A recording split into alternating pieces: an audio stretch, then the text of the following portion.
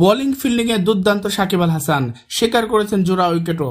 তারপরও হারের এক তিক্ত স্বাদ নিতে হলো বাংলা টাইগার্সকে। আবুধাবি টি10 লিগে নিজেদের প্রথম ম্যাচে হেরে গেছেন সাকিব আল হাসানের বাংলা টাইগার। দল হারলেও ব্যক্তিগত পারফরমেন্স দিয়ে সাকিব আল হাসান নিজেকে রাঙিয়েছেন। স্ট্যাম্প আর্মির অধিনায়ক রোহান মুস্তাফা টস জিতে প্রথমে ফিল্ডিং এর সিদ্ধান্ত নেন। বাংলা টাইগার্সের হয়ে গোড়াপত্তন করতে আসেন হযরতুল্লাহ জাজাই ও লুকমান ফয়সাল। 7 বলে 5 রান করে লুকমান বিদায় নিলে ক্রিজে নামেন দাসুন সানাকা। তবে স্ট্যাম্প আর্মির নিয়ন্ত্রিত বোলিং এ জাজাই ও সানাকা ম্যাচের মেজাজ অনুযায়ী রান তুলতে ব্যর্থ হন। 8 ওভার শেষে দলীয় রান মাত্র 62। তখনও ক্রিজে তারা দুজনে। সানাকা নবম ওভারে কিছুটা পুষিয়ে নেওয়ার চেষ্টা করেন, 2টি ছক্কা হাঁকান। নবম ওভার শেষে দলীয় স্কোরবোর্ডে 75 রান জমা হয়। তবে শেষ ওভারে সানাকা একাই পুষিয়ে দেওয়ার চেষ্টা করেন। অধিনায়ক রোহান মুস্তাফার করা এক ওভারেই তিনি 31 রানের এক দানবীয় ইনিংস খেলেন। শেষ ওভারে সানাকা একাই হাঁকান 4টি ছক্কা। শেষ পর্যন্ত 27 বলে 62 রানে অপরাজিত থাকেন সানাকা, যে ইনিংসটি 4টি 4-এর সাথে 6টি ছক্কা ছিল। এছাড়াও 26 বলে 35 রান করে অপরাজিত থাকেন হযরতুল্লাহ জাজাই। যদিও এই ইনিংসটি তার আরো বড় হওয়ার কথা ছিল।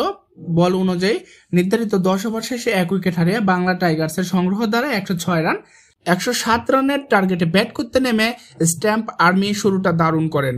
প্রথম 2 ওভার থেকে আসে তাদের 18 রান। তৃতীয় ওভারে রশিদ খানের হাতে বল তুলে দেন সাকিব আল হাসান। তবে ক্রিজে হিট হয়ে থাকা ফ্লাক ডু প্লেসিস তখন শুরু করেন তাণ্ডব।